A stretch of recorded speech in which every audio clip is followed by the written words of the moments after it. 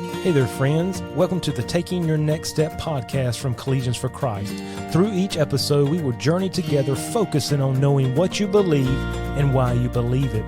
If you are eager, like I am, to strengthen your faith and take your next step now by joining us in today's episode. On today's episode, I'm excited. We have a special guest, Denver Hayter. He is doing an internship here at our church locally, and he's been with us for the last few weeks, participating and helping and serving with CFC, with our Bible study. He helped tremendously with our retreat, and I want to give him the opportunity to share with you something that God had laid on his heart, and so you'll get to hear from him now. Hey guys, it's good to be here. First, I want to thank Kyle for giving me this opportunity, a very unique opportunity to be on a podcast, and I'm just really excited to share what God has put on my heart about Daniel. You know, everyone here on earth is on a different path, and God has a separate and unique plan for each person. However, whether you're pursuing a higher education or seeking after a new career, or if you've worked for the same company for 20 years, there are many things in our lives that are similar to each other's. Life brings about new challenges that everyone will face. Those who are fresh out of school may deal with simple things like paying your bills, figuring out how to do your own taxes, understanding how to rent an apartment or buy a home, registering your own vehicle.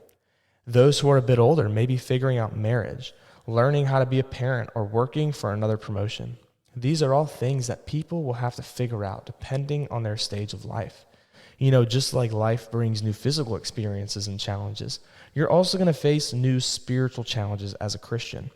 Rather than the IRS questioning if you have done your taxes correctly, people are going to question your faith. They're also going to question your morals.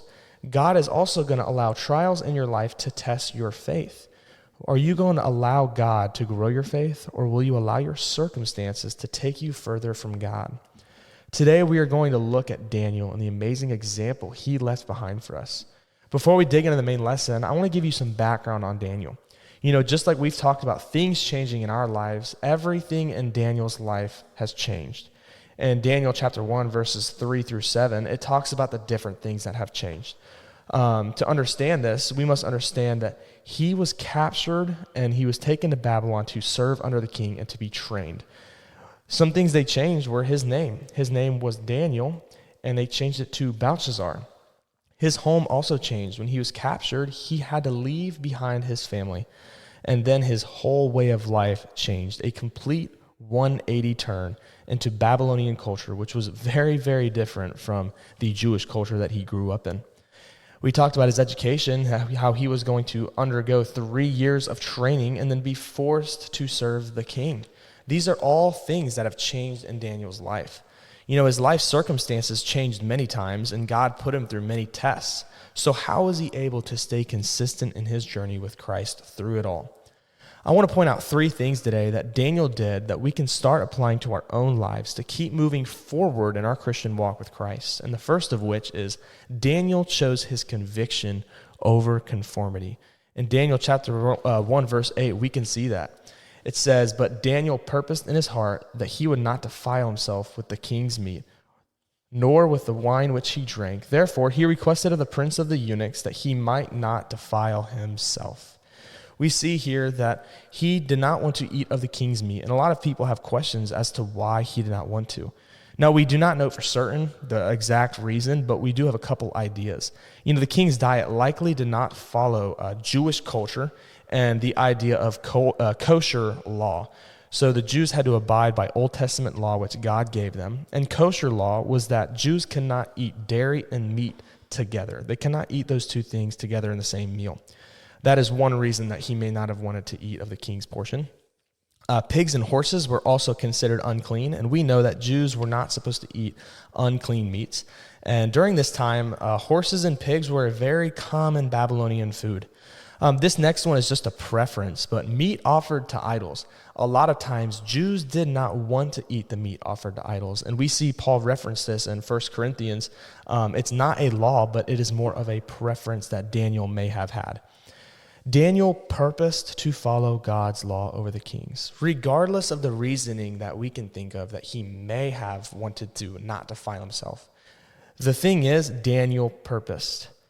He set in place. He planted himself. That is what that word purpose means here, to set yourself in place or to plant yourself. Daniel made up his mind. He set himself with God, and he planted himself in God. Have you made up your mind? It was likely that Daniel made up his mind before he was ever forced to make a decision. He probably, when he was captured from Jewish culture and taken to Babylon, he was probably already making that decision that regardless of what happened, he was going to stand up for Christ, and he was going to plant himself in God and allow himself to follow God rather than whatever the king had to offer. Daniel also had a plan in place. He did not want to defile himself. So the prince of the eunuchs actually came to him and basically told him that he was going to be required to eat of the king's portion. Daniel did not just reject them and say no. He did not just disobey them. Rather, he had a plan in place to do so. He walked up to the prince of the eunuchs and asked for a 10-day trial period, and him and his friends would only eat pulse, which was basically vegetables and water. So vegetables and water, basically a vegan diet. It's important to understand that, as Christians, we are obligated to have an answer and to have a plan. Daniel had this plan, and he had this answer for Melzar when he questioned. And Melzar had to take a step of faith in believing Daniel because this was a direct, disobedient act against the king's command. We are going to have times in our life where people come to question us. And sometimes people are going to come to question your faith in order to prove you wrong. But more importantly, in our lives, we will have people that are going to question us. That way we can prove ourselves right. They're going to be looking for truth. They're going to be looking for certain things in life. And ultimately, truth is what people will seek after.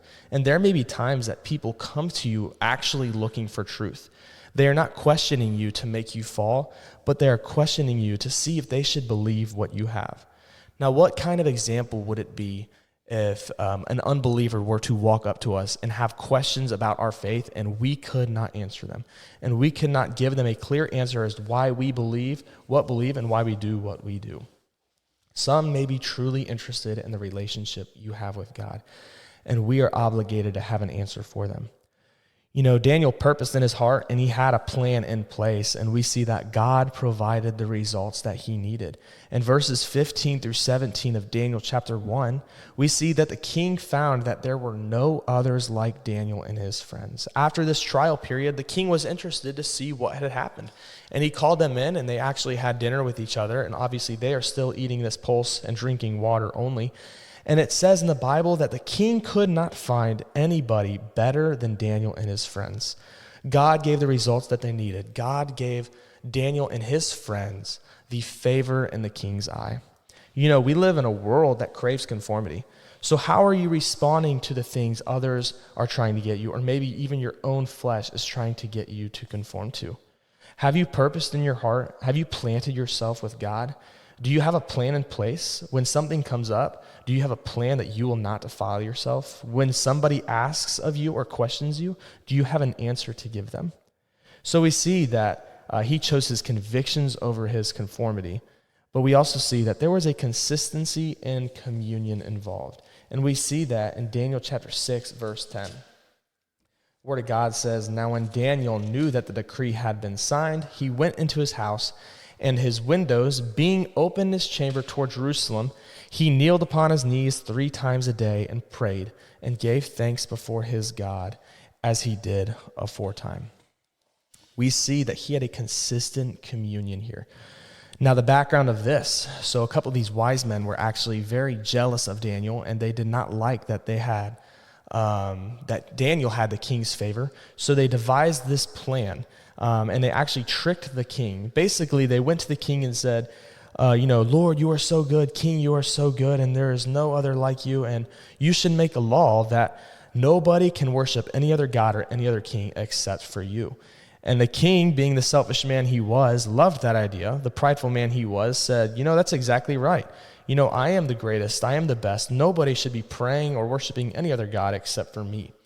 And when Daniel heard this decree, at this point in verse 10, he knew that the decree was signed and the punishment was death. The punishment was ultimately the lion's den, and Daniel knew that. It says he went into his house, and his windows being open in his chamber toward Jerusalem, he kneeled upon his knees and prayed. He gave thanks before his God, and this little phrase here at the end says, as he did aforetime. He did not go running to God when it got hard.